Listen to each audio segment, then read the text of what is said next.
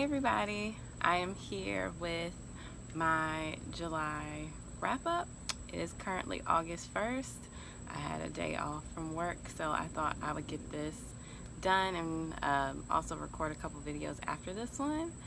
I did not read that many books this month. I don't want to call it a bad reading month because I think it's, you know, you're lucky if you really get to read anything the way things go these days, how busy, life can be. Um, this was like a very transitional month for me. I still work with the same company, but um, we closed or ended a partnership with a few stores. Now I'm back at our main location, and things run differently there than they did back when I was basically a bookseller in a restaurant. So what that also means is that I can't read at work anymore. And while I like working with, having more help in the store where the store is actually busier because it's a main bookstore and people are coming there mostly to buy books and not just chilling there while they're waiting for their table or their takeout or whatever. Um, I am no longer working by myself, and I'm working in a larger space, so the only time that there is time to read is on my lunch break, if I'm not at home. And I have been so tired after being on my feet for 8 hours, um, 5 days a week. I did not think that I would feel this way, but exhausted, pooped, and I have not been reading as much. But I did get to finish 2 books, which were pretty good. One was really good. The other one was good too, but there's definitely a standout this month, and that was Hunger by Roxane Gay. A lot of you know I still am on a book buying ban. It's almost over. If I could just finish 2 more books. So my aunt ended up buying this one for me because I told some of you early, like in a couple past videos, that I would have to wait for it since I wasn't buying anything. But she bought me a copy, and she bought herself a copy. Um, and I came home and she had it for me. So I read this. I read it with my friend Crystal, and this was definitely a 5-star read, but it was so hard to get through, you guys. Phenomenal job done by Roxane Gay, but this book, it hits you right here. It hit me right in the heart, right in the gut. This is Roxane Gay's memoir of her body. She talks about how basically, and I'm definitely shortchanging this, how when she was 12 years old, she was gang raped by a group of boys, and then she proceeded to put on a lot of weight because society tells you that people, especially women who are of a certain size, are unattractive. So she felt like this was a way to make her invisible, make her less attractive to men, so people wouldn't bother her and assault her. Obviously, unfortunately, these boys did. And she goes on to talk about how that kind of that has affected her, how she sees her body, how she is trying to also lose weight, how we live in a world, especially in America, how we live in a society that does not accommodate her size, especially as a woman. People of a certain size have to buy 2 plane tickets because of seats, and they still have somebody sitting next to them. How people treat her, even though she's in, she feels invisible somehow. And that actually just kind of that does hone in on her point, how even though she takes up space, people still don't see her. She talks about how people still run into her and bump into her, and she's like, how do you not see me? But while I wanted to talk more about this book, I thought about doing a review on it, I don't know how to talk about it. I don't want to co-opt her story. As a woman, I felt a connection with certain feelings that she felt in certain parts of the book, but at the same time, I do not know what it feels like to be in a body that people deem unacceptable. I'm a pretty slender woman. I have skinny privilege, if you've ever heard of it. For example, like, I've never walked into a store not knowing that they didn't have my size. Like, yeah, maybe they're out of like a small in a certain outfit, but like I could just go to the next store. For people like Roxane Gay, that's not going to happen. Majority of the stores are not going to have clothes, and even like she said, like cute clothes, you know, clothes that you actually want to wear. You know, she's also talks about how she's very, you know, she's very feminine, and the clothes that she would want to wear she can't because they don't come in her size. So I don't know how that feels, and I don't want to co-opt her story talking about how the book made me feel, if you guys get what I'm saying. But I even felt a little uncomfortable rating the book, but I think by the end of the book, just her honesty, and I think the strength that she had to put it out there. It's also very well written. Like, let's not forget that. Hands down, Roxane Gay is a great writer. Honestly, I think I prefer her nonfiction to her fiction. So I ended up giving it 5 stars. And I think the quicker you can finish this book, the less painful it might be, because after every few chapters I felt like I had to stop. I think and I also was like holding back tears, especially not just in public but in private.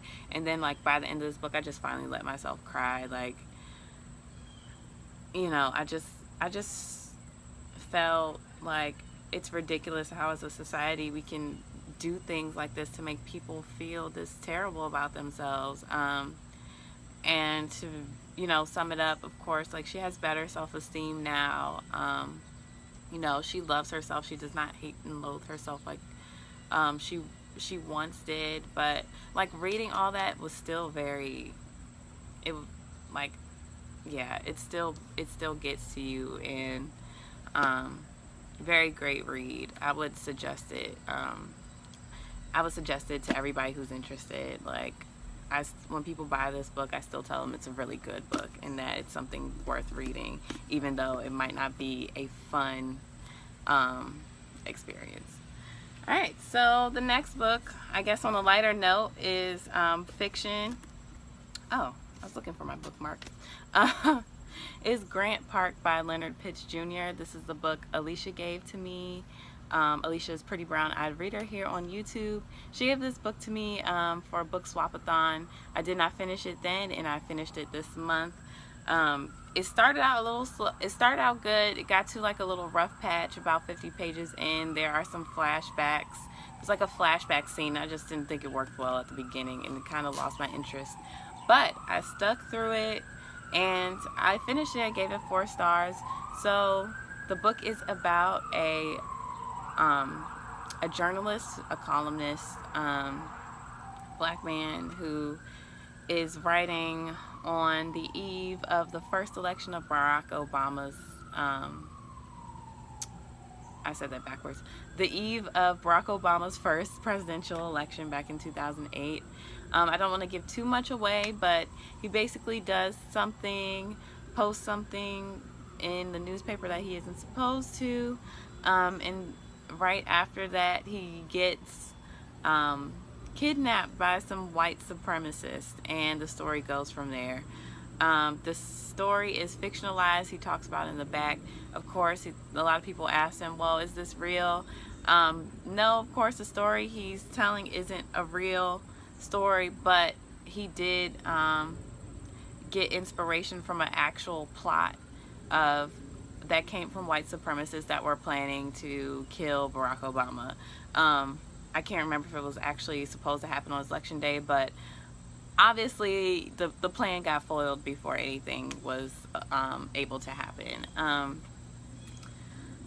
I really like this. He even fictionalized some certain things about Martin Luther King, like the guy in the story. I forget his name now. The main character.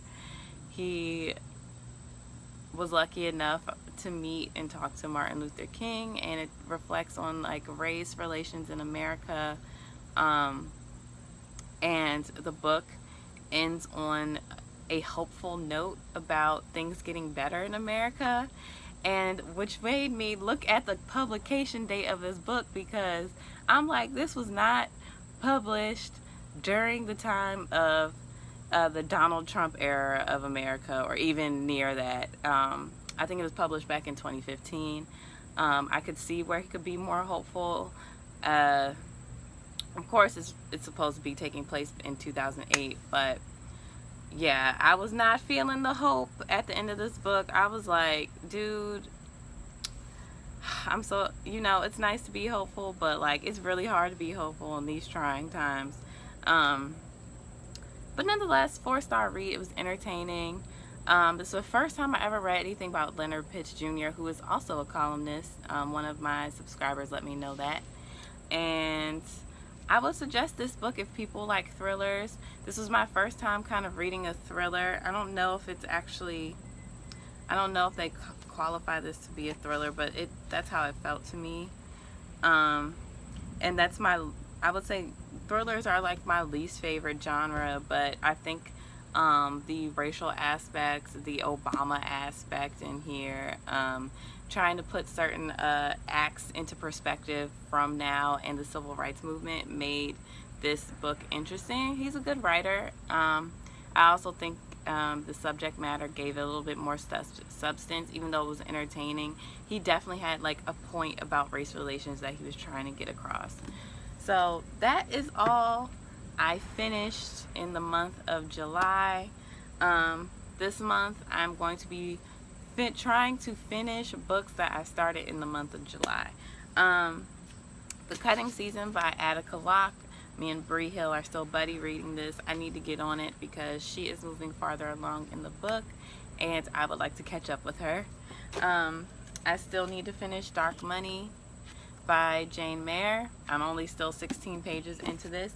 And on my staycation, I started Rich People Problems by Kevin Kwan.